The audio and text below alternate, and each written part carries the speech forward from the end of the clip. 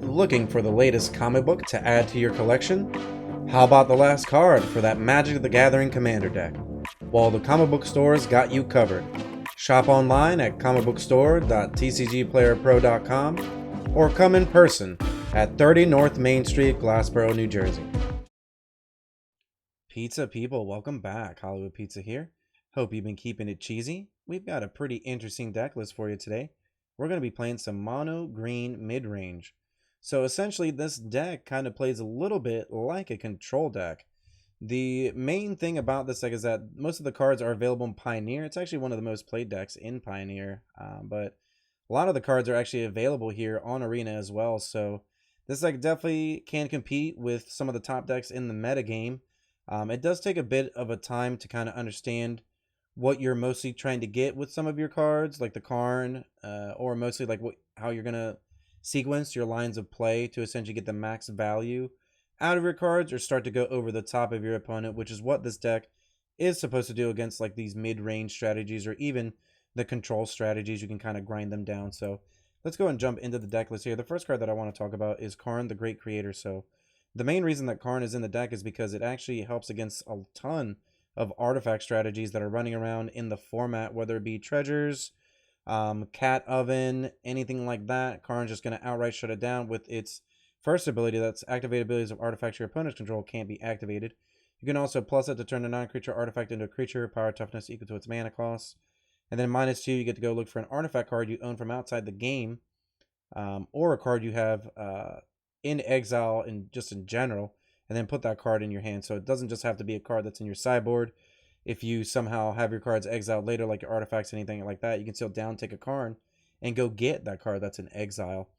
We're going to just talk about this briefly here. We're going to go ahead and get into the cards that are in the sideboard once we talk about the rest of the deck. So in terms of ramping us here, we do have 4 Llanowar Elves, 4 Paradise Druids, 4 Wolfwillow Havens. Essentially, Wolfwillow Haven goes on a land, so it can't be necessarily killed by like a Fatal Push, like a tap Paradise Druid or like a early Llanowar Elves might. But these cards ensure that you're able to cast a lot of your cards on time, kind of help you ramp from 1 to 3 or even 2 to 4, so on and so forth, and kind of help get a lot of your important cards out early so you can start hating on your opponent's deck essentially, or start some of that beat down really quickly with the threats that are available in this deck list here. We also have 3 Kiora Behemoth Beckoner, another card that essentially helps us ramp. It can untap our land that has a Wolfwillow Haven on it to retap it again. Untap any of our mana creatures or essentially give a creature pseudo vigilance. On top of that, anytime that you play a creature power 4 or greater, which are a lot of creatures in this deck, you're going to actually get to draw a card. So it's card advantage, it's ramp, it's kind of everything you want to be doing in this deck. In terms of our creatures, we actually have, well, our beatdown creatures per se. We actually have one Voracious Hydra, which is a card that I actually added to the main deck. I ended up cutting a Storm the Festival from the deck list that I actually got, that our great friend Jaffer actually plays. We made that change and we made some changes to the sideboard, but Voracious Hydra, just a really great card overall. Just a 1 of removal spells, nice to have. Or later in the game, you can kind of just sink a ton of mana into it and just make it like a really ridiculously huge threat. We have 4 Topiary Stompers to help us ramp, gets a basic out of our deck into play tapped. It also has Vigilance itself, and it's a 4/4, so on rate, it's a really great card. And just overall, being able to go Llanowar Elves into Topiary Stomper feels really good, and then later in the game, you can kind of get a lot of lands down with some of the other cards that we have in the deck, so attacking or blocking isn't always going to be a problem for the Stomper. We did mention Old Growth Troll a little bit. 3 mana 4/4 with Trample, classic card that you're going to see in a lot more of like standard type strategies, but still on rate. 3 mana 4/4 is great. It has Trample, and then when it dies, it can actually help you ramp some of your other cards out, or even sacrifice that land to turn into another threat itself. In our 5-drop slot here, we have 3 Nissa, who shakes the world. It helps double up our forest on mana, and also turn our lands into creatures to help us go wide, or even untapping a card to help us cast more cards in a turn to go over the top of our opponent. Just a really strong card overall. In the standard to pass, this card was great. It's seen quite a bit of play in historic and all kinds of different formats, so just a really great card overall, and it really helps kind of give some glue to the deck where it can either help produce a ton of mana or even be a finisher itself. We do have 4 Cavalier Thorns, which is actually just a phenomenal card overall. 5 mana for a 5/6 with reach, so it can block, most flyers here at a pretty, good rate. When it enters the battlefield, you reveal the top 5 cards of your library. You put all lands from among them, or excuse me, put a land card from among them onto the battlefield, the rest in your graveyard, and then when it dies, you can exile it. If you do, put another card from the graveyard on top of your library. So just a really strong card overall. You can get it down pretty quickly, start the beatdown going, or start the defense, with the reach going, and then it helps you ramp. It helps you get some of the cards back that you lost from the graveyard on top of your deck, like a Karn or like a Storm of the Festival. So yeah, Cavalier Thorns, just a really solid card overall. Just a nice little beater, and on top of that, just a value engine on itself. We also have 3 Storm of the Festivals to kind of help round out the top end for us here. Essentially, you look at the top 5 cards of your library. You get to put up to 2 permanent cards with mana value of 5 or less from among them on the battlefield. The rest on the bottom of your library in any order. Storm is great. Sometimes it'll just get some lands to kind of help power out the Topiary Stomper. Sometimes you'll just hit like a Cavalier Thorns and a Nissa, maybe a Karn and Kiora. There's just a ton of cards that you have the ability to be able to hit with the Storm the Festival to essentially help you pull out of the game quickly.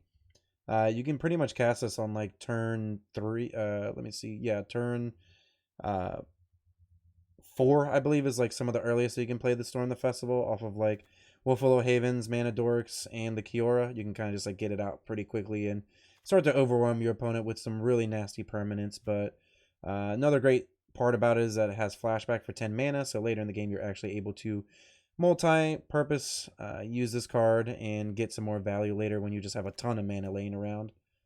In terms of our mana base, we actually have some pretty interesting lands here. We have 1 of Boseiju, 2 Castle Grahambrigg, 15 Forests, 2 Lair of the Hydra, a Bonder's Enclave, and a Cascading Cataract. Cascading Cataract is for a sideboard card we'll get to here in a moment, but the Bonder's Enclave, usually turned on, can help you draw cards. Lair of the Hydra gives you some reach with the creature land.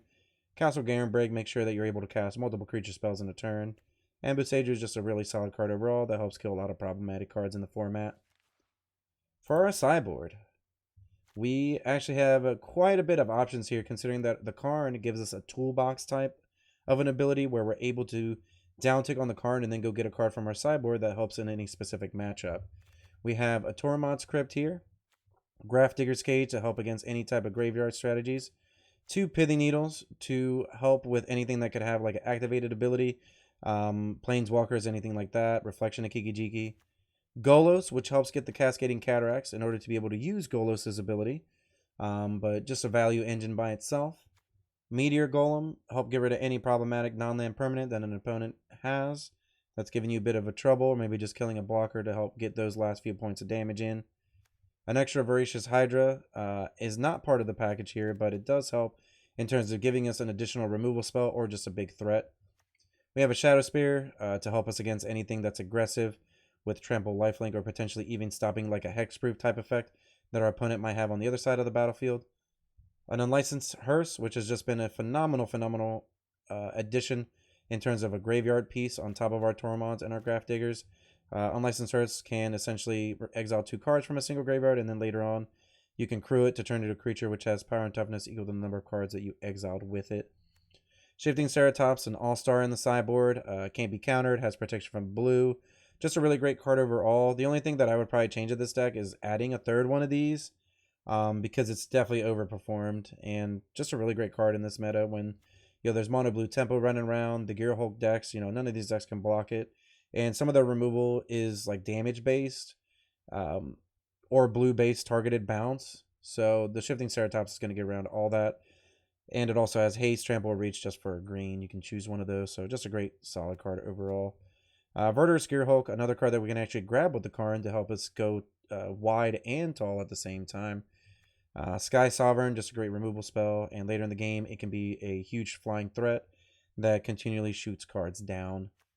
We have one great henge to help us when we need to draw more cards, or essentially turn our creatures into just bigger threats overall and grind out. Our last card here is actually Treasure Vault.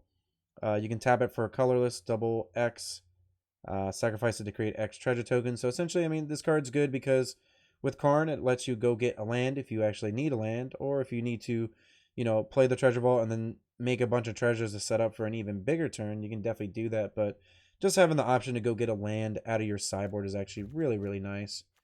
But yeah, I really, really enjoyed playing this deck. There's actually like so many decisions to be made. It's a very, very complex deck to play. I recommend if this is like the type of playstyle that you like, then you're going to love really long, grindy games where you're just making tons of decisions. It's like figuring out the puzzle in the game. Like you're already doing that normally in Magic, but with this deck specifically, you're like doing it quite a lot, and it's really enjoyable. It's got a lot of the cards that I've enjoyed throughout Magic's history, and it's really cool to see this deck come together on Magic Arena, considering that it is one of the top Pioneer decks. But Jaffer, the person who I got this deck list from, they were able to take this deck into Mythic, into the numbers as well. So the deck can be really competitive overall against a lot of different decks in the metagame. In my opinion, I think it's one of the top decks in the metagame. I just think that it's a harder deck to play overall. So if you're going to play this deck, I recommend that you get as many reps as you can in it. Study the metagame so that way when you use your Karn, you're able to get the correct card that you need in that situation. And yeah, I definitely suggest it for a tournament, for the ladder.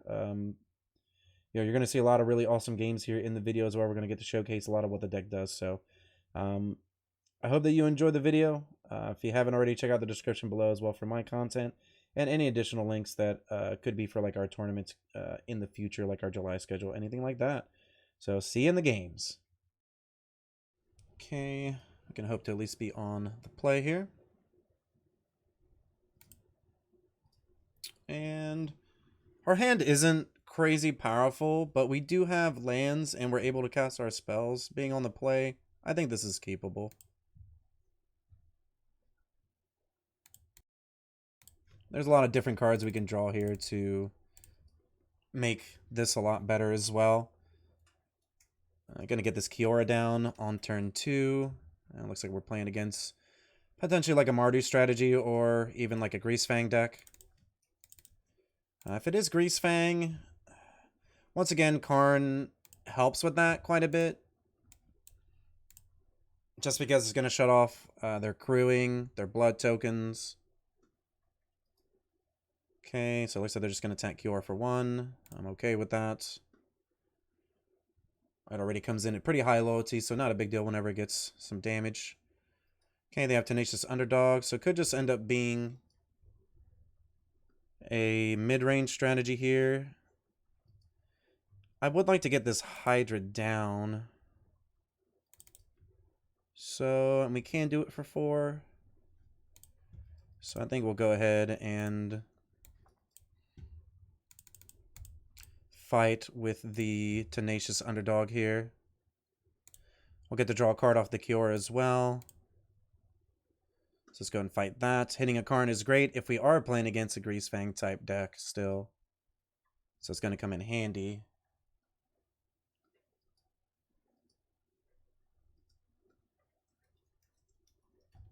I didn't necessarily want to put all the counters on the Hydra in case I run into a Fatal Push.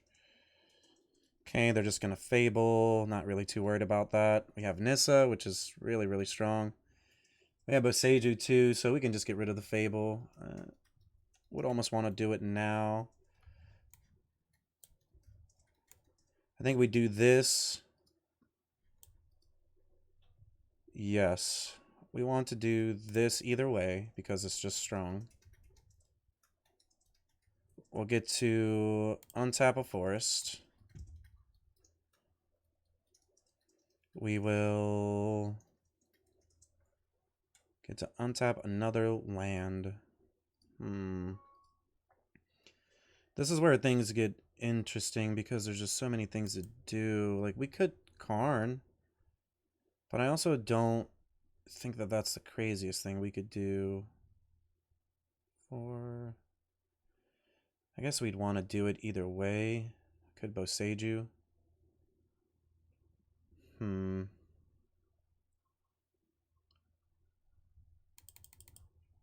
going to be able to Boseiju and Karn because we don't have enough mana. That's only 4 or 5. I guess we still...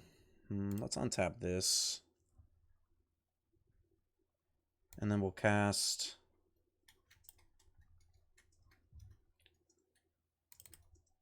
Yeah, let's cast the Karn. It's kind of just like the best thing we could do right now. Down tick. Do we just want to grab Henge? We could also grab Sky Sovereign. Just to try to finish them off a little bit. Golos. As crazy it is, I think I want the Golos. That's fine. We'll just play it out. It seems weird because we can use this on this, but I'm okay just using the Primal Might on it. And we have other ways of dealing with the reflection when it flips over. The most dangerous part about this, I guess, is that they get a redraw, which means they could get cards that they need to kill our cards, but in all honesty, we kind of just have like so much going on right now that it's going to be hard for them to just deal with everything. Okay, they have a removal spell, so they're going to get to kill one of our planeswalkers, probably the Karn. Still have Golos, though, and Nissa. Opponent's a little bit mana short. Obviously, they get a treasure. Yep, Karn is going to die. A bit unfortunate, but we just have like a really huge Haymaker here that we're going to be able to get to use next turn. So that's going to be really, really nice. Okay. And we still have a fight spell, too, to kill this on the following turn. Could end up being a little bit wrong about that. Ooh, so they get a second one down. That's somewhat of a problem, but we're also just doing really big mana things here. So let's do this. Let's go and get this down. Can we create enough mana to activate it? It's close. We haven't used Nissa or the Kiora yet. So it's going to be close. Go ahead and grab the Cascading Cataract. And we can untap one of our lands here. So let's see. 4, 5, 6. 5, 6. It's close, isn't it? 4, 5, 6. That's only going to leave us with 1. That's pretty close. Pretty close. Can minus here. Untap another forest. But then the Cataracts is the card that we need to untap. 3, 4, 5, 4, 5, yep. Yeah, still a little bit short here. I have to kill the Golos. It's going to be a bit annoying, but it happens.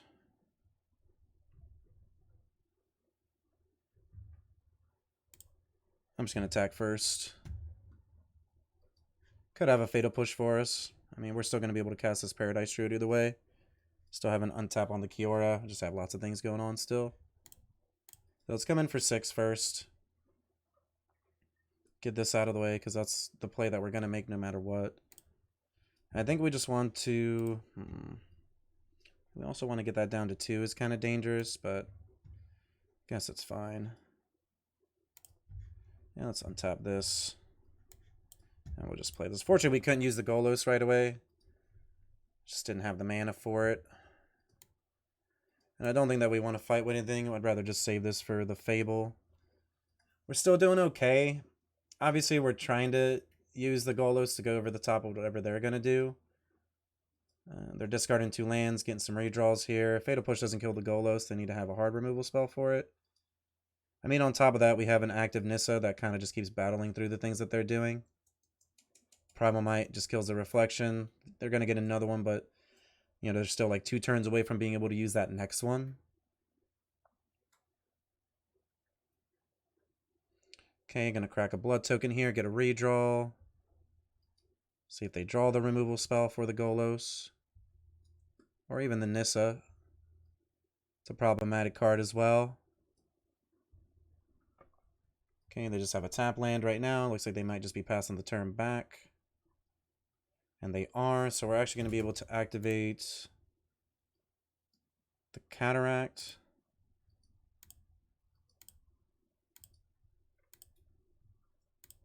Let's go to add one of each. Activate Golos. See what we hit for free. Trying to hit like a Storm the Festival here to kind of really go off. Okay, so we have another Kiora. So let's down tick on this one. Untapping a forest. And we also just have like tons of mana here. So let's Kiora first. Play the new one. I can untap one of our forests with the Kiora. Yeah, I mean we're just doing a lot of things here. Just lots of mana, lots of things.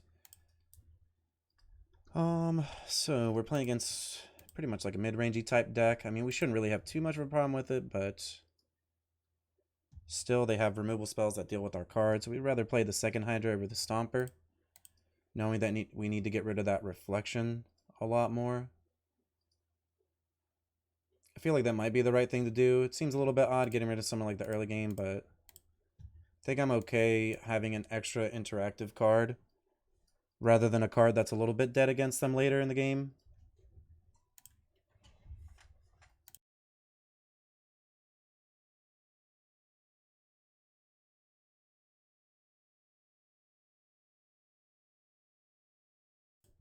All right, gonna be on the draw, so a little bit more behind in this game, but you know, we have lots of powerful cards that go over the top of what our opponent's doing, and that's mostly what our game plan is with this deck. This hand's pretty decent. Not anything crazy with the ramp, but definitely keepable hand. Hoping to go Land of Werewolf into Druid. And then if we need to, we can use the Hydra to kill a problematic creature or ramp into this Karn on turn 3. We'll also be able to have a spare mana with the Karn, so if we can tutor up like a 1-drop, it'd be nice. Okay. Our opponent just had a stomp for us. Early play there. Let's go get a Paradise Druid down. This can't be stomped. So depending on what our opponent does, I think it's still potentially find a Karn here.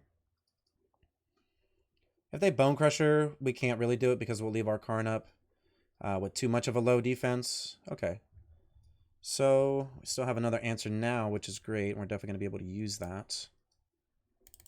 I think we still can Karn here. And what do we want to get? Potentially a Pithing Needle for the Fable when it flips over. We could also Boseiju the Fable, but I don't really think that that's like crazy right now. It does stop them from drawing 2 cards technically, but I think it's okay. Also have a Hearse. Hearse doesn't do anything against them necessarily. Sky Sovereign's a card as well.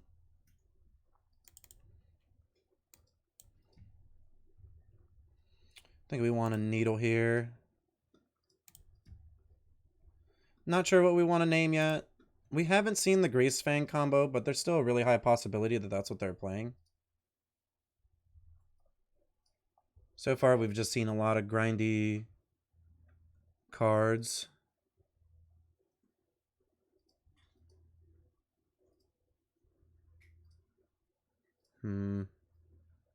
Yeah, I mean, either way, we're going to shut off the reflection here. They kind of know about it, so I get a feeling they're going to go after our Karn. I mean, we have a Hydra as a backup with a Needle. We can make the Hydra 4/5 if we want to use our mana that way. We can also even make the castle add mana for us, make this like 8/8. 8/9, excuse me.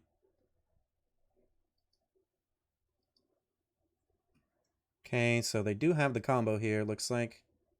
Can't really do anything because they just can't use these abilities.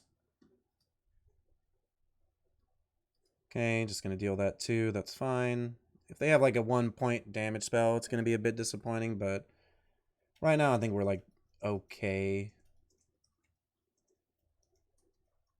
I think we have to uptick on this here. Okay, Thoughtseize. Well, they're going to take the Needle. So good Thoughtseize from our opponent here, getting rid of the card that we went and grabbed with the Karn, and we can't grab anything with the Karn for another couple turns.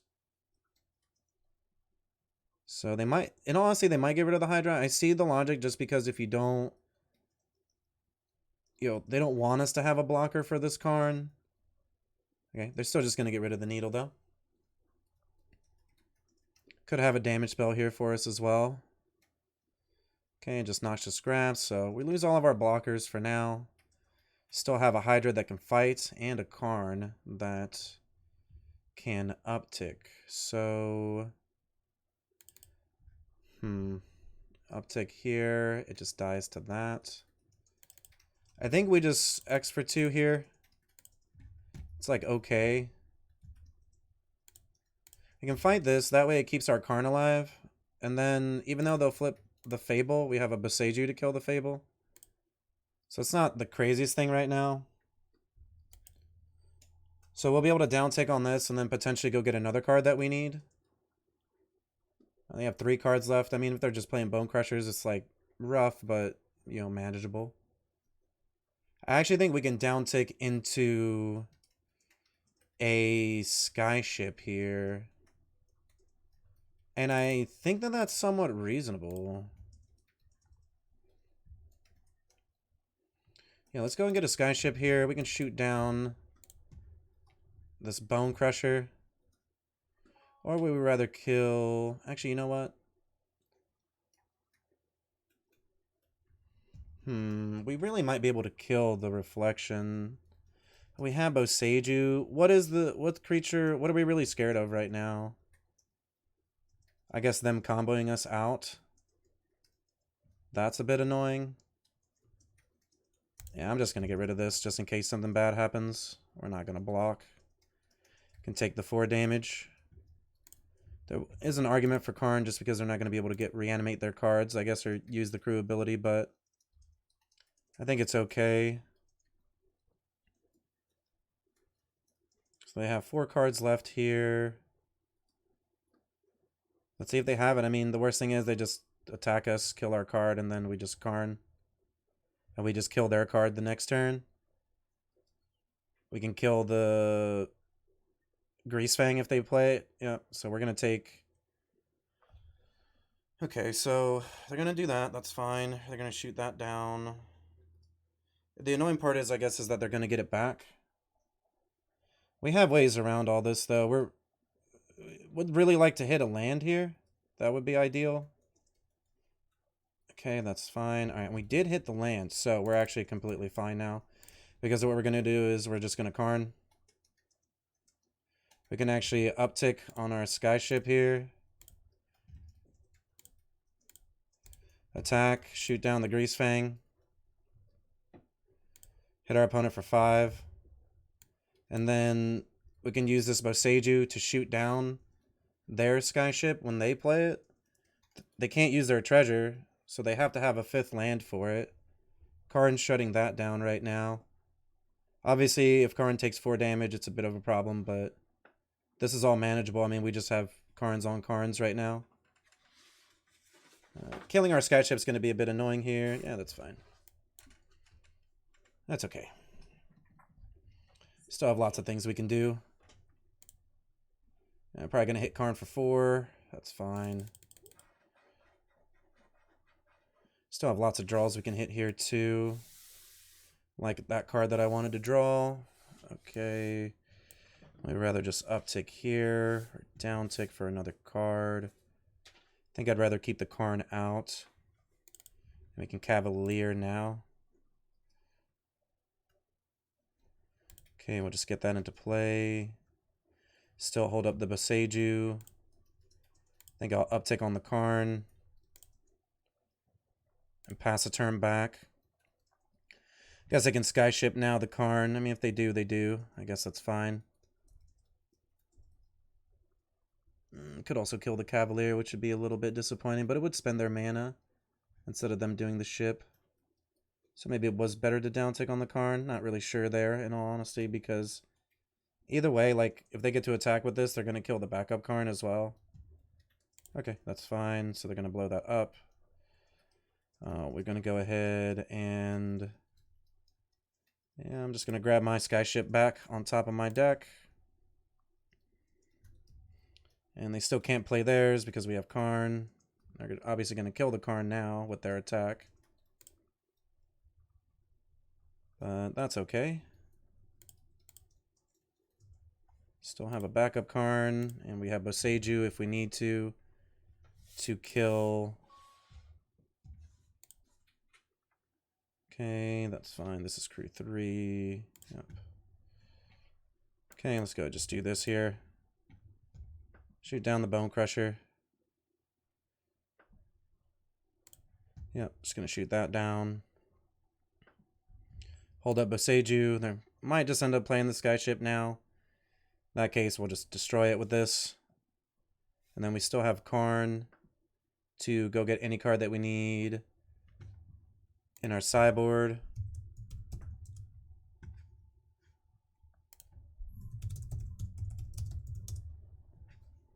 And yep, just going to take 3. Not a big deal. They know about this, so they can't just play the card out. If they do, that's fine. Okay, not a big deal. Yep. Would we rather get rid of this? The Skyship is going to come down no matter what. Guess I'd rather just hold on to that. Bonder's Enclave is great. What can we grab out of the sideboard? Unlicensed Hearse? Grafdiggers doesn't help. Got tons of removal against them here. Golos just goes over the top.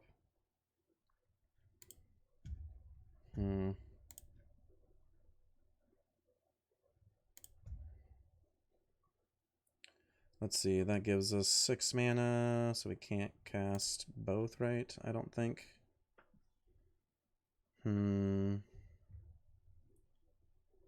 Let's think about this here. We got a couple timeouts, so we can Karn, make the Sky Sovereign a creature again. Shoot down their Blood Tithe Harvester. I mean, that seems fine. Karn's just going to go up huge. Still could Boseiju this. I think I'm fine with them keeping it for now. If they discard these cards, I mean, it's not a big deal. It depends on if they have another removal spell for a Sky Sovereign here. It'd be a bit annoying, but I mean, we can deal with all that stuff. We're also at 7. Obviously, like, our life total isn't the most secure thing right now. Looks like they could just Blood Token here, getting rid of the Sky Sovereign. Maybe they have the Greasefang. Okay, gonna do that. That's fine. Karn's gonna resolve. We'll uptick on the Karn, targeting the Skyship. Go to combat, attack our opponent, killing the Blood Tithe Harvester, putting them down to 10. And we want to play the Bonder's Enclave. This isn't a sorcery, so that's fine. Go ahead, pass the turn back, and then we can Bonder's Enclave at the end step. So them getting a couple redraws here is scary, but we do have the backup. Like, we have the answer card right now to whatever artifact they're going to get back from the graveyard. So right now they're facing quite a lot of things to deal with. Gonna get a redraw with this Bonder's Enclave, which is nice. Gonna start to get some card advantage. Next turn we can animate the Sky Sovereign if need be, or just go get whatever powerful card out of our sideboard. Okay, so they do have the Greasefang here. And we'll go to combat. To go and get Skyship. Yep. Gonna deal that 3. Can't stop that. Yep, all they can really do is go to attacks. They can attack the Karn. We're okay with that, though. Just 2 damage. Okay, gonna go down to 1. Do they have, like, an Epicure? Be a bit annoying. Okay. Just another Blood Tithe Harvester. Gonna get a Blood Token that they can't use. We'll go ahead and use the Bonder's Enclave here in response to this. Skyship goes back, so they can reshoot down the Karn. They're at 10 now, though. Okay. So, quite a bit of things here we need to do. I guess we needed to destroy that, so that was a bit of a mistake on my part there, because we could have still had this. So, my fault there, but it's okay. Let's go and pump this up. We want to swing either way. Let's go and shoot down the Greasefang, that's fine. Get to attack. We're at 7 is a bit sketchy. Let's get a redraw here. See if we can draw into something good. Storm the Festival's pretty good. can't cast it right now though. Let's go get this down. So yeah, a bit of a mistake here losing the Karn. We can hope that the Storm of the Festival gets us there, but you know, as you can see, I mean, this deck just has so many different options that it's always, you know, especially when you're playing a new deck, it's always hard to play optimally. I mean, if they play Skyship to kill our Karn, that's their whole turn. They can't kill the Paradise Druid. Yep. They can block the Karn eventually. Or, excuse me, block this, but we're just going to destroy it at end step. And then they just don't really have a way to deal with our Skyship unless they drew a removal spell in these two cards. Which is a possibility still. We're really hoping that the Storm of the Festival gives us that reach that we need right now, too. Okay, opponent's going to go to time here. Yeah, that kills that. Yep, can't do anything about it. And they can use their mana again. We can take 2 damage, not a big deal. Getting the treasure is a bit problematic, but we'll see what they have to play after that. Could have another Bedevil. They don't yet. Let's blow this up. And then we can Storm. Hoping to hit some good cards here. Opponent is at 5. They really need a way to kill this Skyship, and then they kind of need a way out of the game as well. I mean, we're pretty low here. Reflection is a bit annoying, but I think it's a lot better if we just go for the win. And this is pretty good. But I think that we just have to Storm here and hope to hit some good permanents off the top. Maybe some cards that can crew the Skyship. And we do hit Cavalier, Antopia, or Stomper. We can also do Wolf Willow into Nissa. I think I'd rather do that. Let's go target the forest here. This is going to get us a land. Being at 5 is a bit dangerous here. I'm just going to go for it, though. They have a stop, so they have to have something here. It might not just be the blood token. And this is kind of just like a little bit of backup right now. I think we should still play it and probably animate a land just because we just have so many lands. Could even redraw off the Bonders Enclave. Like, these are all just options that we have at our disposal right now. And I get a feeling that they're probably just going to redraw off of the blood. Yep, just going to go ahead and play this Nissa.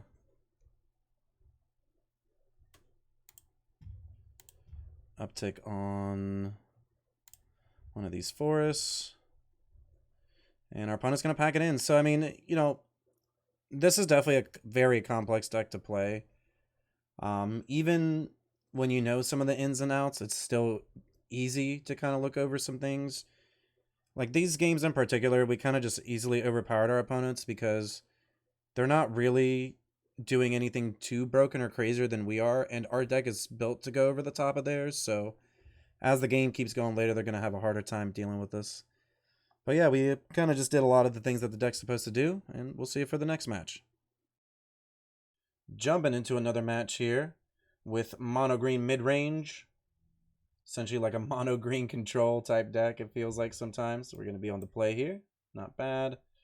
This hand's alright. We have a turn 1 Llanowar, which does give us the Kiora, and then essentially we're still going to be able to ramp into the Karn, even if our Llanowar dies after that. So let's go ahead and keep this hand.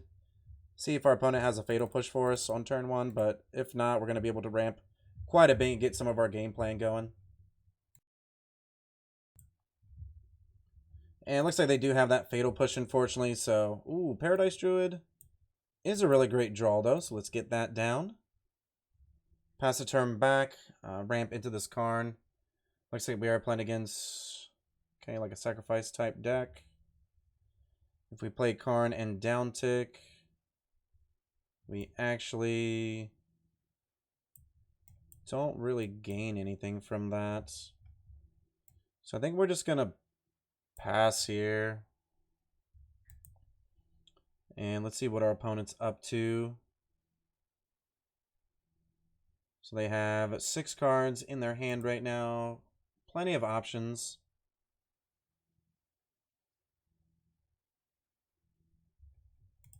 Thought Sneeze. Unfortunately, going to get rid of this Karn, so a little bit out of gas now. On our side here, getting rid of that Llanowar. Plus, the Thought Sieve definitely hurt us in terms of like us progressing our game plan, but we still have tons of really good draws in the deck. On top of that, if we're drawing any 4 toughness, or excuse me, 4 powered cards, then we get to draw more cards with Kiora. Drawing the Karn here was actually pretty fantastic. I think that we do want to keep up a Paradise Druid, though. Let's see if we do this and down tick. Can go get an artifact. We can get a 2-mana artifact to play right now. Would it be worth it, though? Potentially not. Can also just go get like a sky ship. Hope they don't have a Thought Seize.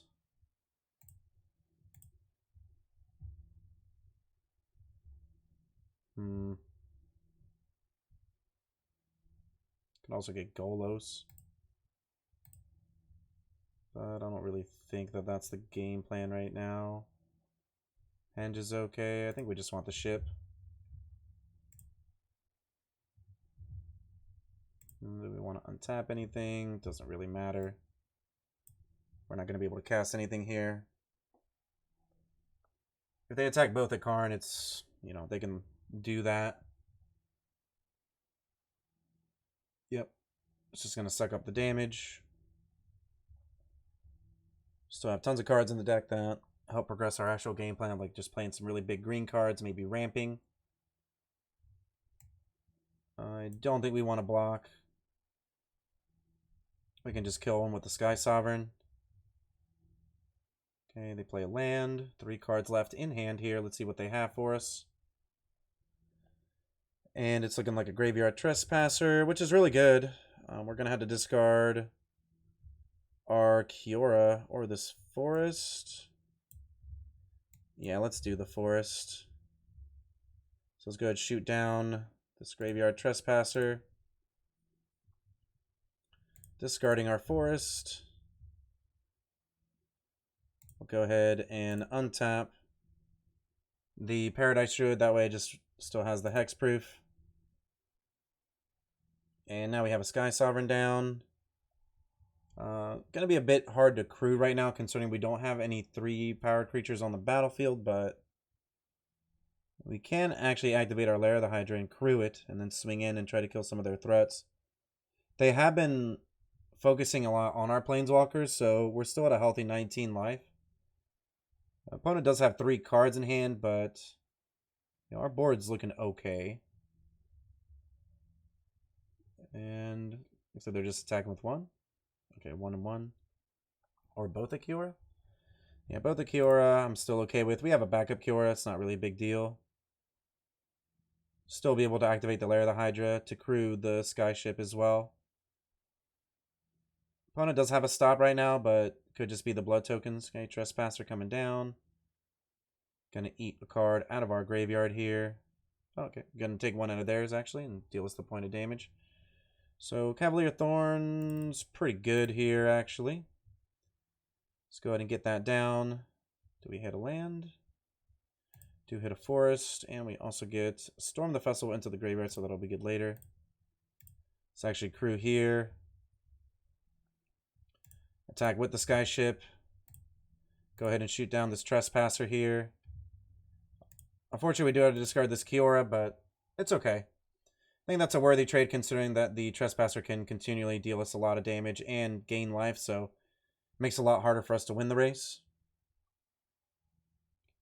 And our opponent can attack if they want to, but what we have on the battlefield is a lot more threatening now. Really hoping to get some really good draws. The option of Lair of the Hydra into crewing the Sky Ship is still there. Okay, gonna kill the Paradise Druid, that's fine. Slows us down a little bit, but if we're taking less damage, then we're a lot happier about that as well. And it looks like our opponent only has 1 mana left. So the Sky Ship could potentially just come in for a lot of damage. If the Cavalier Thorns dies, do we get back Karn on top of our deck? That is the question. Maybe just Old Growth Troll, because then we can still crew the Skyship. But yeah, no way to deal with it. We do hit a land here, which is, or excuse me, we hit Storm the Festival. Do we use the Lair of the Hydra? I don't believe that we do. I'd rather just crew here and come in for damage, killing the other Blood Tithe Harvester. The token does give them a little bit of like a mana advantage, but right now, I mean, we have them on a 1-turn clock, and we're still able to activate our Bonder's Enclave during their turn to draw an extra card, which could end up being the land that we're missing for the Storm the Festival. And we'll go ahead and pass it back to them.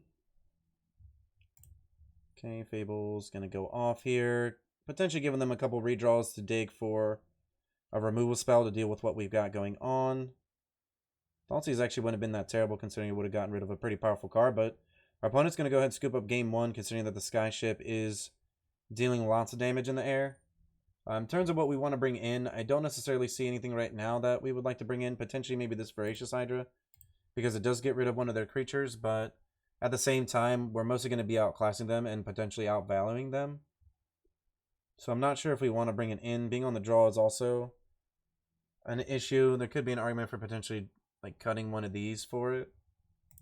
I guess we can cut a Stomper and bring in a Hydra just in case. I mean, the Stomper is decent, but later in the game, I would rather have the fight spell, the removal spell, or just like the really, really big body.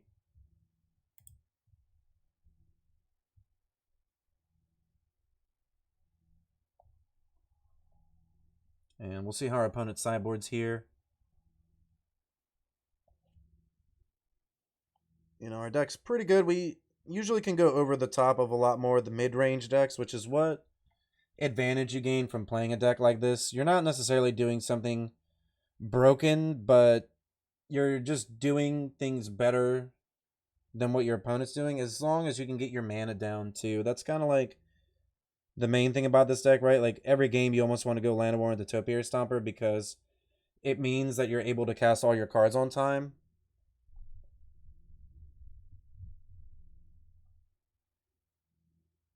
And okay, went ahead, finished sideboarding here. So let's go and see what our opponent's up to in this game. We're going to hope that we have a really good draw here to keep up with any shenanigans that they may be doing. And this hand's actually good. We have Paradise Druid on turn 2, potentially a Karn on turn 3. The All Growth Trolls are a little bit annoying, but the Paradise Druid should help for that. Unfortunately, our opponent did have that turn 1 Thoughtseize, so it's looking like that Paradise Druid is just going to be gone, and our hand is actually a lot worse now. But if our opponent doesn't take that Paradise Druid, then they probably have another Thoughtseize. Okay, Castle Garenbrig. Go ahead and play our Forest and pass the turn back. So we are still going to be able to cast our Old Growth Trolls, but it's going to be a lot slower. Either way, it still would have been on turn 4. I guess the main reason would have been for the Karn, but that's actually a really good draw there. I think that we'll go ahead and keep that, like all the information that we're drawing, except for that Haven, which we do have to play now. They could Fable, and then we'll Karn. The token wouldn't kill the Karn unless they had like another removal spell, but then we can start doing a lot bigger things here. So yeah, I think we're just going to Karn. Down tick. I think we can just go get the ship again. If they want to, play a threat, we just kill it for a lightning bolt's worth of damage. We can discard one of these Old Growth Trolls if they play a Graveyard Trespasser.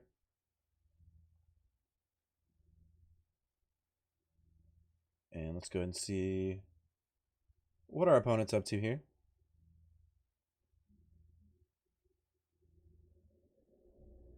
Okay, up to 4 mana.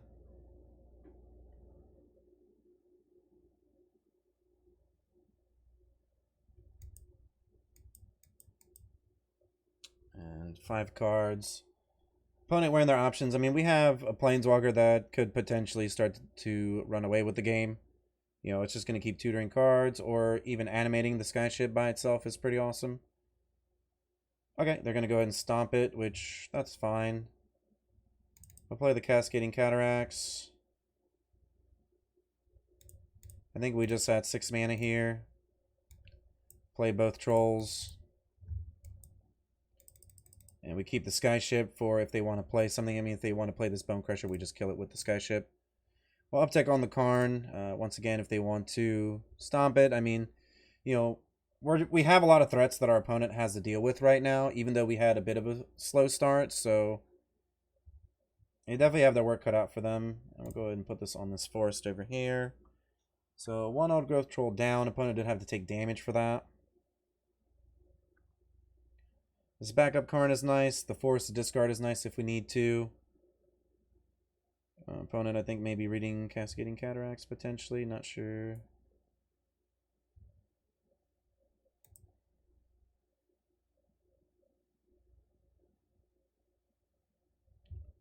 Okay, 4 cards left, so they're definitely thinking about what they need to do to stabilize in this game.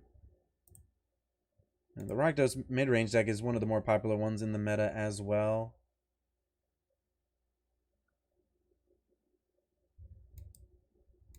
Felt like last game they didn't even necessarily have a bad start. We kind of just went over the top of them, though. Alright, so Karn's going to die. We're okay with that.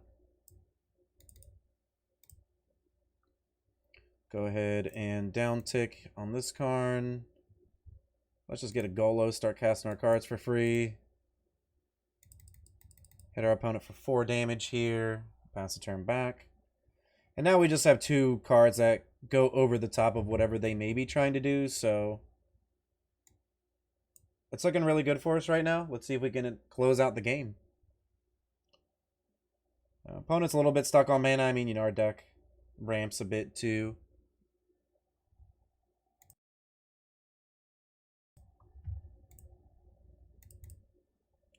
Alright, so they do have a Thought Sieve. And it's going to get rid of the Golos, unfortunately, but we also still have a backup Karn here. Opponent's, like, trying really hard to not play into some of our stuff, maybe. Well, -2 here. I'm going to go ahead and get this Verdurous Gearhulk, play it. Pump up our cards. Probably put 1 counter here, 3 counters here. Can also actually put a counter here if we really want to. I'm fine with that.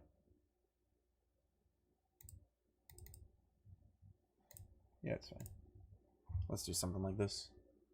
And make sure, too, that the Gearhulk's a threat by itself. Like, let's say they kill some of these cards, and we still have something that's bigger than the Bone Crusher Giant. And the Elf, either way, is going to be able to trade with it, so that's good.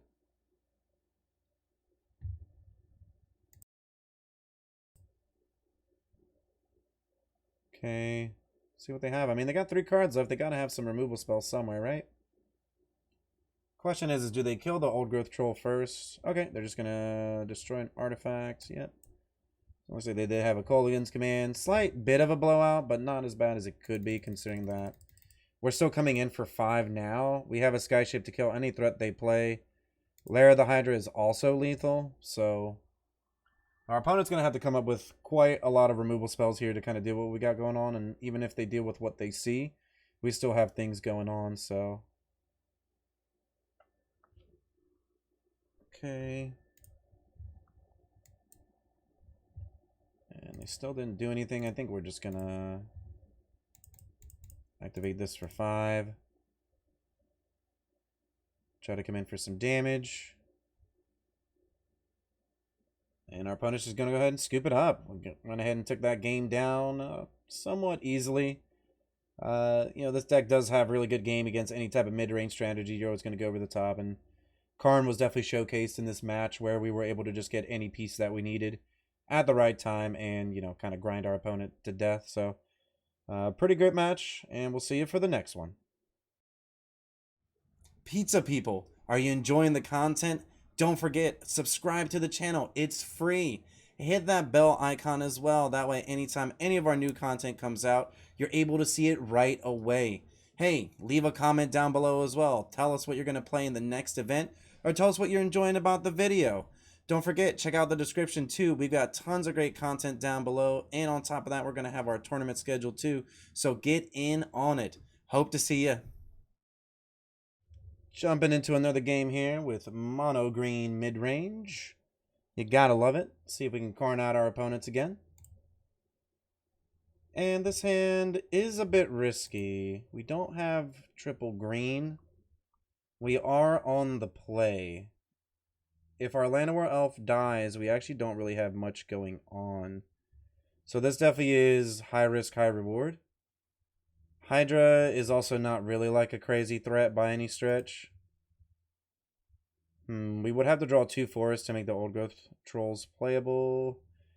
I think we might almost have to mulligan here to make sure that we have a decent starter. And I think that was correct because this is way better of a hand.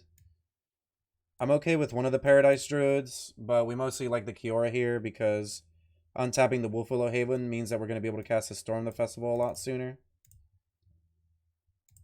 So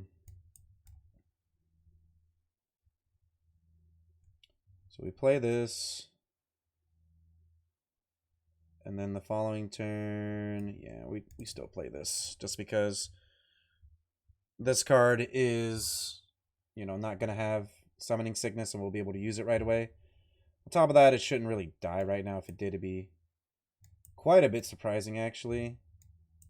Let's go Wolfwillow Haven here. And we'll go ahead and cast this Kiora. Hopefully it doesn't get counterspelled.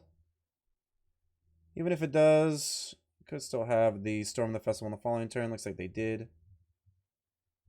And it looks like they have a kill spell for a Paradise Druid as well, unfortunately. They are targeting it here. Hovering over it. So let's see what they got. Probably Prismari Command. Yep. Make a treasure. So opponent could combo us out here next turn. Bit scary right now for us. We had a really good start. Unfortunately, our opponent had the answers for the Kiora and the Paradise Druid, so that set us back a bit here. And they could try to go get like a Gearhulk potentially. Yep. Indomitable Creativity on the treasure. Go ahead and get this Gearhulk down.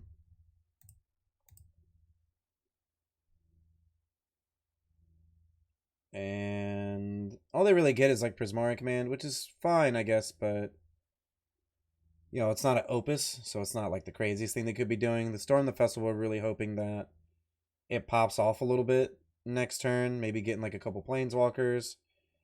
Right now, we're actually mana short too, so the Topiary Stomper can't attack or block, which is a bit unfortunate. Won't be able to protect the walkers if we do hit them. Karn is great here. But what would we want to get with it if we were to get anything? A Grafdigger's Cage. They have Prismari commands, though. I think we just had to Storm the Festival and hope that we hit some really good cards. And we actually do here. We had a Cavalier Thorns and an Old Growth Troll. And we're able to get a land into play. Castle Garenbrig only does it for creatures. We would rather have the lair. I think so. Obviously, we're losing some Karns in the process, but we have one in hand right now, and Grafdigger's Cage is potentially the best thing that we can try to go get. There would have been an argument for it, but I like using all of our mana that turn. On top of that, we wouldn't have had any protection for the Karn, so it kind of just would have been like a 5-mana tutor, and that's okay, but makes me feel a little bit better now, too, considering they're playing this Prismari command. So the Karn's going to be able to shut down the treasures, and they use a Prismari command now, so let's see. They've used 2 of them. A lot higher of a chance for the Grafdigger's Cage to stick on the battlefield now. Our Topiary Stomper can also attack a block. Let's go ahead and down tick on the Karn. And we'll go ahead and get this Grafdigger's Cage. That way they're not able to really cast anything here. From the graveyard, we'll pass back. Karn's just doing a lot of work right now, able to shut down the treasure token. Can also go get a Pithing Needle for the Reflection of Kiki-Jiki if need be to shut that down. I think we may want to go for this Henge next turn to start drawing cards. Potentially the Golos to go over the top. You can even make an argument for potentially like the Meteor Golem to kind of just destroy the Gearhulk if we need to. But I think that the Pithing Needle is just a better option here. And we'll see if our opponent attacks. They do not. We do hit a land. So we have 9 mana. We can tutor here. What do we want to get? We'd rather get Golos. That just helps us get more free cards. Henge draws us cards later. Golos does get us to Storm the Festival, though. So I guess that's like a plus. Yep, we'll go ahead and get the Cataracts. And we'll pass the turn back. And still having the Karn down's great. Yep, they're going to go to Opus. That's fine. Get a treasure. Obviously, one of these is going to flip, which could be problematic, but really hoping to go over the top here next turn with some free spells. Could also, I guess, have gotten a Skyship to be able to shoot this down. They copy Gearhulk. They can't cast any of their cards because of Grafdigger's Cage, so we're not in like any immediate threat.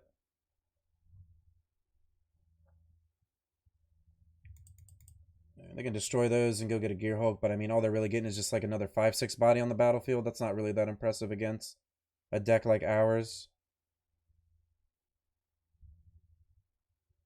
They're going to destroy that. That's fine.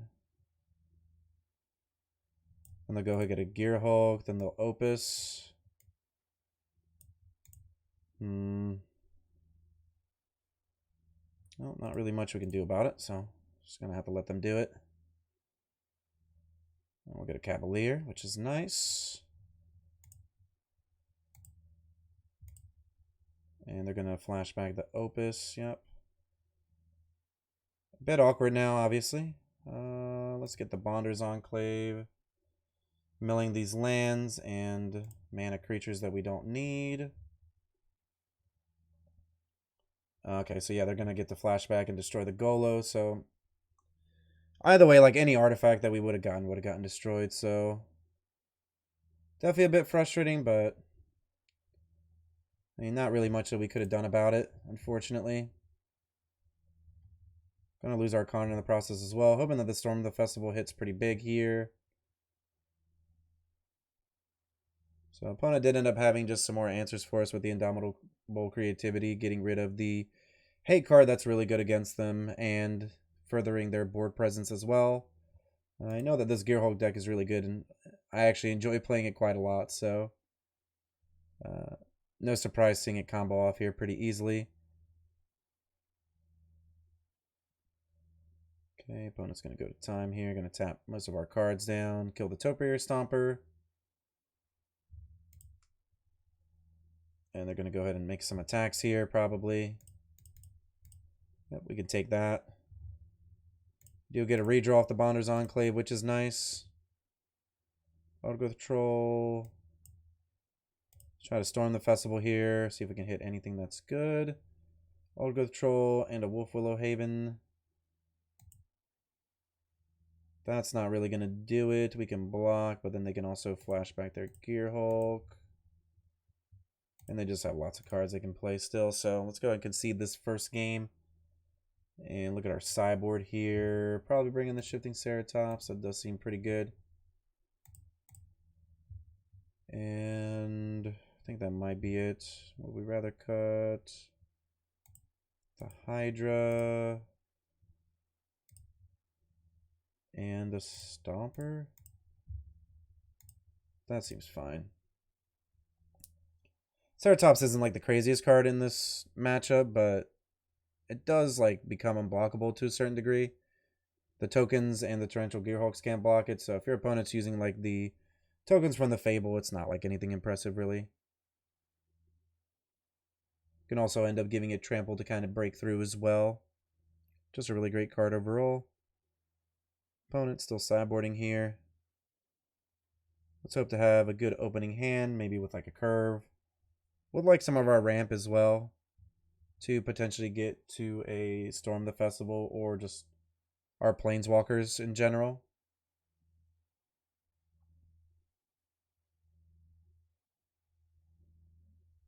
And we're going to be on the play here, which is nice. I think our hand's actually somewhat decent. The Kiora should help us ramp a bit. Go ahead and start off with this forest. We'll be able to get the Wolfwillow Haven on the forest. And then start our ramping from there. We can even shifting Ceratops if we wanted to. Might not be a bad option. But I actually like the Kiora here.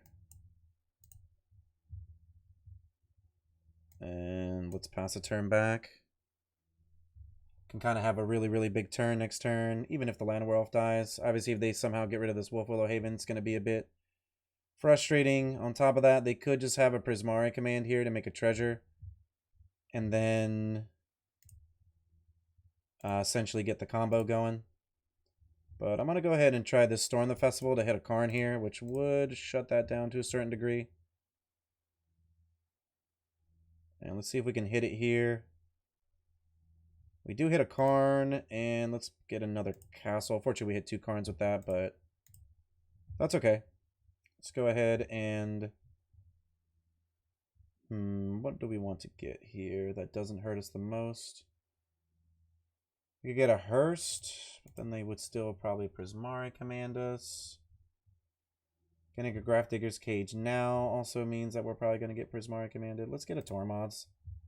Tormods is the least painful card right now. It's also free. So if they want to blow it up, they can blow it up. Then we'll still have the Karn tutoring for something else. I still get a feeling they're probably going to Prismari command here, destroying the Tormod script and getting a treasure token. Or maybe even drawing and discarding to dig deeper into their deck. Yep. And they're actually going to make a treasure token. So they can still target the treasure token and go get a Torrential Gearhulk right now if they have an Indomitable Creativity.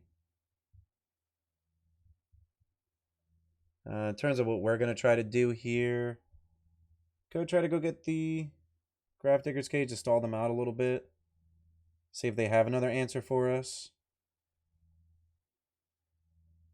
Okay, it looks like they are going to deal 2 damage to the Karn. And then they're also going to, looks like they're going to try to combo next turn maybe. So let's uptick here. Let's see, 4, 5, let's see. So we have 7, 8 mana right now. We Nissa. It does give us a bit more later. We rather Cyclops, Ceratops. Always quite a bit of options with this deck. Let's do this here. Get 6 Ceratops. Can also do this. What does that do for us, though? I guess we can do it all, can't we? We can untap here. Draw a card. Play a land. Untap the Wolfwillow. Yeah, let's play the Cavalier. Give the Ceratops haste. Cascading Cataracts into play. Some cards we don't necessarily need. A redraw. Let's give it haste. Come in for 5. And pass a turn back. So we kind of just have a lot of things going on right now. Even if they were to Gearhulk, it's not really going to be crazy impressive. Got lots of big cards out. And let's take a look here. Do we want to bring anything else in? I don't think that we do. I think this is okay where we're at. Let's pass it back. Ship it back and try it again. So you definitely saw the power of shifting Ceratops in that matchup. Just a really strong card overall. On the draw, a little bit of a weak hand. I think we have to mulligan, try to get something more powerful against them. This is a lot better. Put back one of these Paradise Druids. And let's start off with a forest into probably the Paradise Druid, and then let's see if we can get this Karn down to get potentially like a Grafdigger's Cage. They might have like a cycled Magma Opus here to get a treasure token. I don't think I want that on top of the deck. I'd rather like try to cast this Topiary Stomper to ramp us to 5 to Cavalier. Yep, let's go and get a basic here into play tapped. Next turn we get the Cavalier. Or potentially Karn into Cyborg card might be better. But I keep thinking that they have like a Prismari command here for us. So let's go ahead and Cavalier Thorns. Only a forest. A little bit of a disappointment there that we, milling some of those cards like the Nissa, but I also don't want to just like play the Karn into a Prismari command. Okay, they're going to big score here. We have a Boseiju, which does destroy a Gearhulk, which is really nice, actually. 6 lands out, so if we top deck a land, the Topiary Stomper is going to be able to attack. We have essentially a 2 to 3 turn clock, especially if we use the Karn to go get like one of our bigger finishers. Okay, our opponent's still not doing anything yet. Let's try to cast this Nissa and just get some beatdown going. Right now, if they flash back a card, they don't really have anything too impressive. Do they have a Sublime Epiphany? Just a negate. And we'll come in for 5. We gotta get this Wolf Willow Haven down as well at some point here. Unfortunately, a little bit tapped out right now with this Boseiju in hand, so we're not able to kill like a Gearhulk or potentially like a treasure token that they target with Indomitable Creativity. They have quite a bit of mana now. Not anything too crazy in the graveyard to flashback just yet. Opponent does have 5 cards, so there's, a chance that they have something really powerful cooking up here for us. And let's go ahead and start off with this. And then let's go to attacks, see what they have, if they have something. They do not right now. Doesn't look like it. It's going to put them to 10. Okay, they actually just have a Gearhulk. So they're just going to flash back that. So what we're going to do is we're actually just going to shoot this down now. We're not going to get to play the Karn, which is a bit frustrating, but I'd rather just get rid of the Gearhulk here. So that way we can get in for some more damage.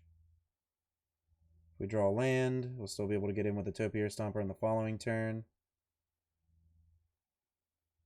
So Boseiju, they do get to go get a land, which is a bit scary as well. So they're going to have a ton of mana here in a moment.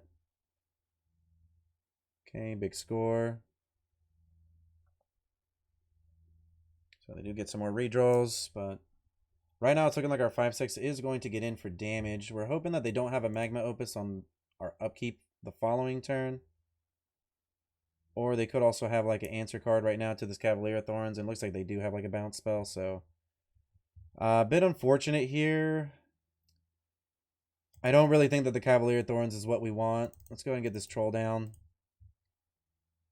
Try to. 8 power on board, plus this Karn potentially getting us something that we can use. Okay, Storm's Wrath. Not the craziest card, but still really good right now considering that we're getting rid of most of the cards that we have on the battlefield. Storm the Festival. I think we just go for that. We could Karn, but let's see. Yeah, I guess the safest thing is Karn. And then going to go get a Grafdigger's Cage. If they have like a Prismari command, it's going to be a bit annoying. They can't Gearhulk right now or Indomitable. Like I said, they could have Prismari command, which would be a bit annoying. They can shoot Karn down and then destroy the Grafdigger's Cage. I think they're thinking about whether or not they want to use their treasures right now, potentially for another big score that they might have. Let's see if that's the case. Opponent is going to time here. And they are going to big score in response, potentially drawing like a sensor or anything like that. They actually discarded this. I guess we have mana, so maybe like a hard counter negate. Did they hit the negate? No negate yet, so let's go ahead and down tick.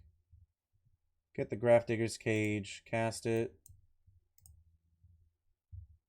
And pass the turn back.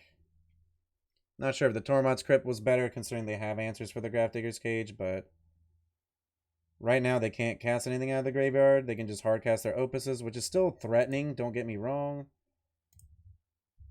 Okay, we do get to draw. Wow, Shifting Ceratops. So let's actually down tick Karn. I'm going to go get another hate card here, just to guarantee that we're okay. Let's get the Tormod's Crypt. Play it for free.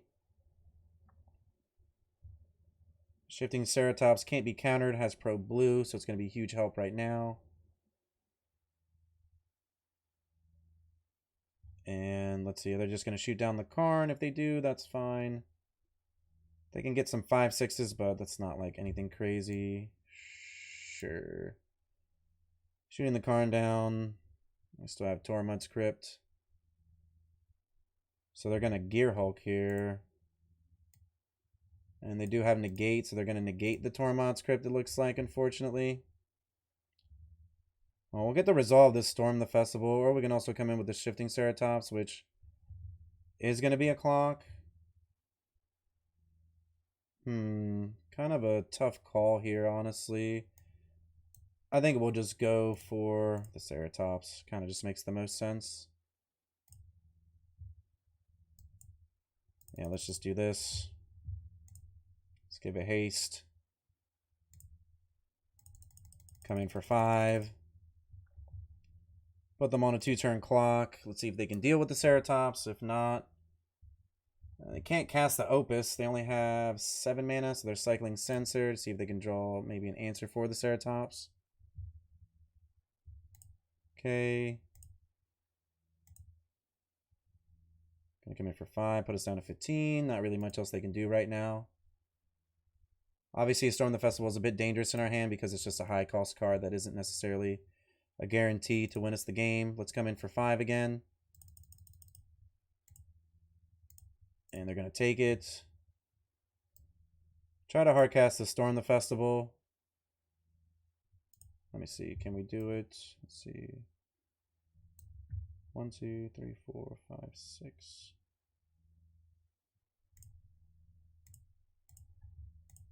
Yeah, let's keep up the land that actually makes the troll. So we get Nissa, which is pretty decent. That's not bad. And Paradise Druid. Yeah, let's do that. Untap a land. Could have potentially came in for more damage if we did the Storm the Festival first, but I think I'm okay trying to attack and maybe tying up some of my opponent's mana first. It's not necessarily like the most optimal line there, but I think I'd rather like still do it second main phase. We have a Prismari command. Gonna deal 2 damage to the Nissa. We're okay with all of that. Could have a board wipe for us, which would be a bit unfortunate. Like a Storm's Wrath would definitely kind of, you know, wipe our whole battlefield out. Okay, Indomitable Creativity. So they can get a Gearhulk, but what are they going to flash back? A big score? Seems like the best card they can get back right now. Prismari deals us damage, but they can't block the Shifting Ceratops, so the opponent's still trying to dig for an answer here for this card. We're also going to get to go a little bit wider next turn. Flashback the Storm the Festival from the graveyard if it remains there.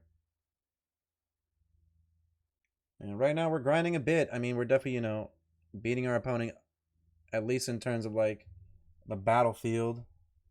And we've also shut them down to a certain degree. They were able to stop our hate cards against them, but at the same time, they don't have the most powerful cards in the graveyard. It looks like they're just going to big score here. And they'll go ahead and get some treasures. They still have, now they have 6 mana, so they could Sublime Epiphany to make a bunch of copies of cards, but once again, the Ceratops has Pro Blue, and our opponent's going to go ahead and pack it up. We took it down. Once again, that shift in Ceratops just showing how strong it was in this match. So yeah, the deck kind of just showed off a little bit, you know, how it can grind, how you can just continually keep going to go get hate pieces to help lock your opponent out, even when they have answers for them. You know, as long as you're presenting a clock, doing something that's relevant on the battlefield, you can definitely go over the top still. So we'll see you in the next match. Jumping into another game. Mono Green Midrange. Let's see if we can grind out this opponent here. Going to be on the draw.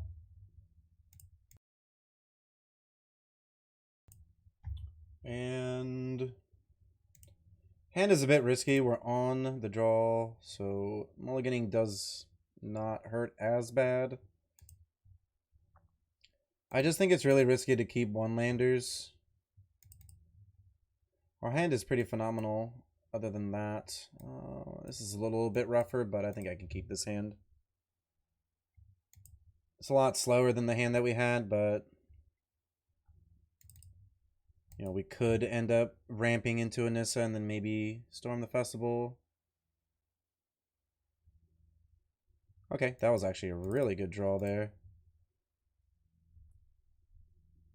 The first hand was really close, I think. It's just that I don't know if I'm willing to risk it right now. I think I'd rather be safer and try to get a hand that we're able to cast our spells with. Let's go ahead and do the Stomper here. It definitely was in my mind, right? Like, you're on the draw. You kind of have a lot of things going for you there with that one land keep, but we also want to make sure that we can deal with what our opponent's doing here. It's going to be quite scary, honestly, because they're doing the Angels. Here comes the Collected Company. You know, we had a bit of a slow start. You know, we don't have any cards with reach down like the Cavalier. And we also don't have Karn to help us a bit. So it looks like our opponent's going to gain some life here. Pumping up their cards in the process. Angels is actually a really, really great deck in Explorer. If you'd like to check out a video, there's actually one on the channel. Don't forget, if you're enjoying the content, hit that subscribe button. It is free. Like the video, leave a comment down below. All that would be greatly appreciated as well. So let's go ahead and get Nissa down here. Untap a land. None of this is like necessarily impressive, but you know, we're still getting some cards on the battlefield to be able to hopefully eventually keep up. But if our opponent just gains 2 life here, we're kind of just in a really bad spot. They just have a lot of huge flyers, and Lyra Dawnbringer is going to be a massive problem. That is an 8/8 with first strike lifelink, excuse me, 10/10 first strike lifelink, and it's also pumping up all the other Angels. And they also have lifelink, so there's no real way, I don't think, for us to get back into this game. We could potentially draw like the Hydra, but it's not really going to help us too much. So let's go ahead and just concede and see if we can get a better start in the following game. Let's go and cut one of these Topiary Stompers. I think that's pretty much it. Just hoping to hit our removal spells or just go over the top of our opponent in a quickly manner. And let's go ahead and be on the play. This hand's pretty solid. We actually have a card that blocks the flyers, and who knows, maybe the Karn will be able to get us something that we need here. Let's go ahead and start off with Paradise Druid. Yeah, let's go and start off with the Paradise Druid. Kiora off of the Wolfwillow Haven next turn, and then we can Cavalier Thorns on the following turn. Bishop of Wings is a bit scary. Trying to see what we could really grab here that helps us in this matchup. I mean, the Graph Diggers is okay against Collected Company. Let's go ahead and get this down here. Cast the Kiora. Untapping Paradise Druid and casting the Slanowar Elf. And we had quite a heck of a turn there, but you know, our opponent might gain a lot of life, which could mean they could even get some more Angels if they had like a Resplendent, something like that. But 2 Bishop of Wings, pretty scary, don't get me wrong, but so far not the threats that we're used to seeing. So we can Karn and then even untap our mana. Cast a 5-drop. What 5-drop would we want to get? Probably the Golos. I think that sounds about right. So let's go ahead. Yeah, let's just untap this. Cast the Karn. Down tick, go get the Golos. Cast it. Get the Cataract. And then next turn, we can actually start to go off with the Golos to potentially just try to hit free spells every turn. And opponent is going to go up to 28, which is annoying, but we can still deal with it. Okay, so let's go ahead and activate the Golos here. Alright, down tick on the Karn. Going to go get a Meteor Golem, cast another Karn for free. Keep the new one. We haven't done that yet, so let's actually put this on a forest. Cast the Paradise Druid for free. We get to down tick on this Karn. So we just get a Skyship. I guess we can get Grafdigger's Cage to make sure that they can't collect a company. They're short on mana though. I guess we would rather get the Skyship. We're not able to use it until next turn though. Let's see. Yeah, let's just go ahead and pass here. Couldn't really do anything. We could untap a land, but it's not gonna cast our Topiary Stomper. So they do have Resplendent, so they're gonna get more Angels now, which is really, really bad for us here. So 6/6, and they're at 44 life. So what do we want to do? Definitely a bit of a problem. Yeah, I mean, once our creatures get so big, it's kind of hard to deal with them. Let's shoot down the Giada. Meteor Golem, the Resplendent Angel. Alright, down tick. Let's down tick on the Karn. What do we want to get?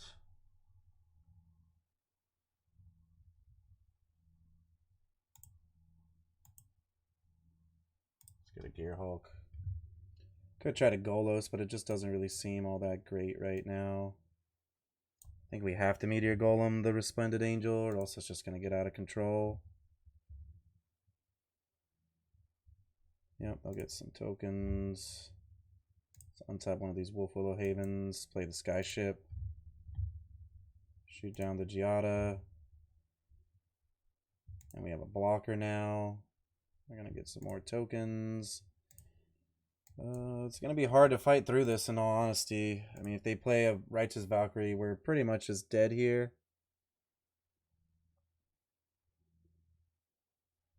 Yeah, 5 cards left. They could also collect a company. Yep. Was an option to go get the Grafdiggers because of this, but okay. Well, they're going to gain a lot of life. Go up to like 60, I believe. 56. They can attack with this if they want, but I mean, I'm just gonna... Let's see. Do we just let them do this? It's not really like a big deal, right? Can trade. I think I'd rather just keep the Skyship, considering that that's their only... They've used most of their flying attackers on us to kill our planeswalkers. I think I'm okay with that.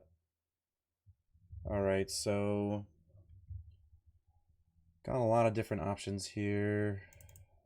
I can shoot this down with the Skyship. We're at 17. We can play Cavalier Thorns. I think we crew.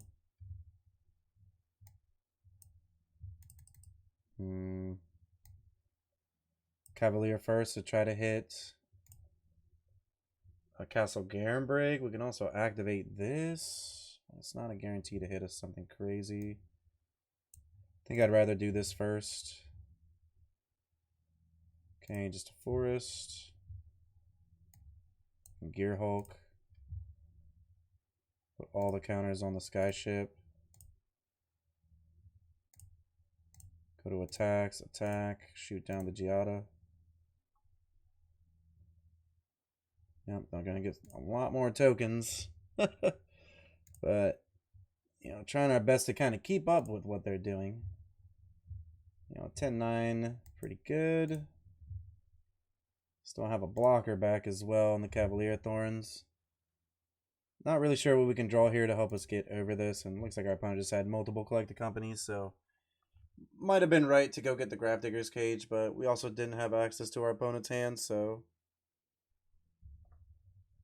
And looks like they're just going to get a bunch of triggers here, gain a bunch of life, go back up to 71. And in all honesty, there's not really much in our deck that can deal with what our opponent's doing. I mean, you know, they're going over the top of us, literally and figuratively. And our only blocker right now is the Cavalier Thorns, so definitely in some trouble. Opponent going to come in with all the tokens here. And the 6/6. I mean, we're just gonna, I think, just block one of these. Let's see if at least we can draw something maybe that's relevant. Voracious Hydra would have been great there. And spin the wheel on the Golos one more time. Just hit a Nissa. There's the castle. And again, crew, attack, but we're pretty much dead here. Let's go and just pack it up. And we'll see you for the post-game wrap. This deck was actually a blast to play. Lots of grindy games, lots of different decisions, and lots of my favorite cards. We're back for the post-game wrap. So yeah, you can kind of see how this deck grinds out those mid-range strategies, because those mid-range strategies, you know, both of these decks are trying to do something fair, but this deck can easily start to go over the top because of the Karn, because of the Storm the Festival, just having Planeswalkers overall is just great. And, you know, before you know it, you just have a ton of mana and a ton of things on the battlefield, and your opponent can't really do anything. They, you know, some of their removal doesn't necessarily line up against your cards either. Like Fatal Push doesn't really kill a Cavalier Thorns or a Sky Sovereign, so you're definitely going to get in with those against some of those Rakdos mid-range decks. But overall, I really, really recommend this deck for the ladder. I recommend this deck for any tournament. I just think that, like I said in the intro, it just requires lots of practice. But, you know, take it out for a spin if you have the wild cards for it. Tell me what you think about it in the comments down below. If you've made it this far and you haven't subscribed, please do. Would greatly help the channel, and it's free. And even leave a like on the video. That'd be great too. But check out all our links in the description for our tournaments, my content, and yeah, I hope that you stay cheesy.